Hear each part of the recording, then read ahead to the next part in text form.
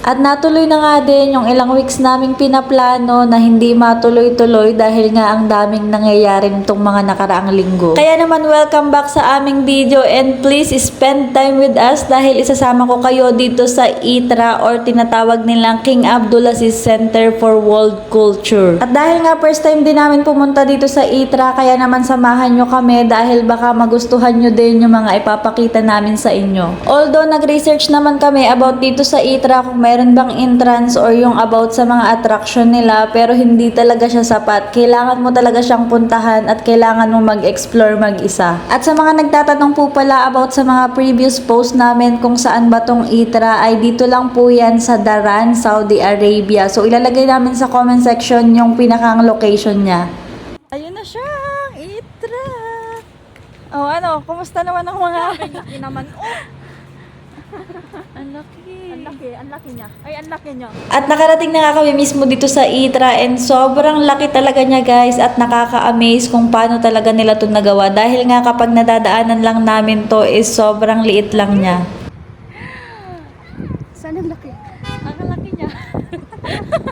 At dahil nga nag-Uber lang kami and doon kami sa mismong parking ibinaba, kaya naman tatawid muna kami papunta doon sa mismong entrance niya. At baka nagtataka kayo kung bakit tatlo lang kami or nasan yung iba, dahil nga po hindi sila lahat nakasama dahil itong trip na to is hindi talaga namin plinano na ngayon kami pupunta. Dahil nga ilang linggo na namin pinaplano na makalabas lahat para nga sabay-sabay kaming pupunta dito sa ITRA, pero hindi talaga matuloy-tuloy. Kaya naman nung nakalabas kaming tatlo na wala naman sanang planong pumunta dito sa ITRA dahil nga hindi kami kompleto at mag-grocery lang sana tapos uuwi na. Pero dahil nga sa sobrang inis namin doon sa nangyari at ayaw pa din naman naming umuwi, kaya ayan, nung nagkaayaan talaga namang go for the go. At ayan nga, pagpasok namin sobrang dami na ng tao dahil 5 PM na nito and 4 PM pala yung open niya at saka Friday din pala nung pumunta kami. Sobrang lawak nga niya guys sa loob, hindi na namin masyado na-explore yung first floor dahil karamihan nga doon is merong bayad like cinema and theater at meron din silang children's museum, art gallery at marami pang iba. Kaya naman dumiretso na lang kami dito sa second floor dito sa library dahil alam namin na ito talaga yung walang entrance. At pag-akyat nga namin dito sa taas, sobrang ganda, grabe, nakaka-speechless talaga yung ganda niya guys. And sobrang dami din niyang books, nasa 389,000 plus yung physical books niya and nasa 7,000 plus yung mga audiobooks and 7,000 plus magazines. Grabe 'di ba? Sobrang dami niya. Lahat na yata ng books na kailangan mo or hahanapin mo andito na sa kanila. Kaya try nyo nang pumunta dito. Sa sobrang dami nga ng mga books dito ay 4 na floor yung pinakang library niya and sobrang nakaka-aesthetic din talaga nitong escalator na to. Sobrang haba niya. At kapag ganito nga kaganda at napaka-aesthetic ng library ay talaga namang sisipagin ka mag-aral kapag dito ka pumunta. At habang nagbabasa ka ng books ay pwede ka ting mag-order ng coffee para mas ma-enjoy mo yung pagbabasa dahil nga meron ditong coffee shop. At sa baba naman meron ding food court na pwede kayong kumain kapag nagutom kayo habang naglilibot dito sa ITRA. At ayun na nga, pagkatapos naming malibot yung loob, hindi naman talaga kami nagbasa ng books, nag-TikTok lang, nag-video, ay lumabas na nga kami dahil magsasunset na.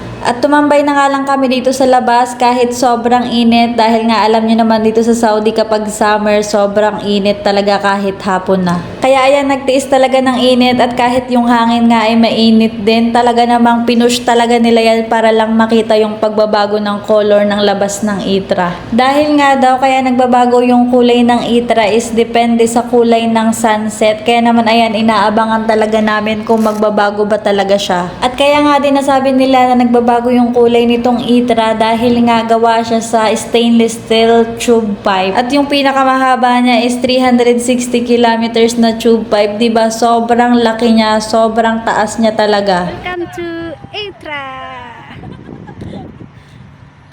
So habang naghihintay kami na dumilim at mabago nga tong kulay nitong ITRA, ay samahan nyo kami at lilibutin muna namin tong labas ng ITRA. Ito, try natin hawakan kung mainit. Halika na, halika na. Halika na, hawakan natin kung mainit. Sige nga, kung mainit, hawakan mo ha. Kung mainit talaga. Di ba? Tubo siya. Ay, malayo. Ay, hindi. Iyan, hawakan mo nga kung mainit. Hindi. Mainit, hindi siya mainit. Ayun nga no, hindi siya masyado mainit. Sakto lang kahit tubo siya. At sa 2 hours nga namin dito guys ay halos nalibot na namin yung buong ITRA maliban na lang talaga dun sa may mga entrance. Pero na-try naman na naming hawakan siya ng malapitan and na-experience na namin yung mga gusto naming ma-experience. Kaya naman sa malalapit dito yung mga nasa Damam, Daran, Alcobar, try nyo nang puntahan itong ITRA. Sobrang worth it nito guys. Huwag nyong hayaan na nakikita nyo lang sila sa video. Kailangan ma-experience mo din to ng personal dahil sobrang ganda talaga. Kaya naman i-book mo na to sa iyong day off. At ayan na nga guys, sa wakas gabi na din, nakita na namin yung itsura ng ITRA kapag gabi. Sobrang ganda niya and sobrang liwanag din dito guys. So ayun guys, after nga naming magpicture at mag-video dito sa labas ay nag-book na din kami ng Uber pa uwi. Pero hindi pa nga to tapos guys dahil nga after namin makauwi ng accommodation, syempre pinakita namin ang mga picture, videos at kung gaano kaganda ang ITRA. Kaya naman nung kinabukasan, nung nakalabas yung dalawa, talaga namang hindi nagpahuli, pumunta din sila dito sa ITRA. At kahit nga dalawa lang sila, nilibot talaga nila tong ITRA. Kaya ikaw kung mag-isa ka, wag ka na mag-intay ng kasama, go ka na dyan. At tips lang guys, kapag pupunta kayo dito sa ITRA at ayaw nyong magastusan dahil nga wala sa budget nyo ang foods and drinks, magdala na lang kayo ng tubig dahil nga sobrang nakakauhaw paglilibot dito sa loob at labas ng ITRA. At kung ayaw nyo nga ng maraming tao, iwasan nyo na lang guys yung Friday dahil nga day off ng marami, kaya yun yung time nila para makapunta dito. Everyday open naman siya pero yung pinakang exact time niya is 4 PM, kaya naman wag kayong pupunta ng mas maaga dahil sobrang init sa labas, wala talaga kayong pwedeng tambayan. So yun guys, hanggang dito na nga lang ang aming video at sana nagustuhan nyo yung aming mga pinakita, sana nag-enjoy kayo at kung nagustuhan nyo din tong ITRA, try nyo na guys puntahan, sobrang worth it at kahit kami babalikan talaga namin to. So guys, thank you for watching and see you in our next video. Pa-follow and like and mag-comment na din kayo para updated kayo sa mga susunod pa naming video. Bye-bye!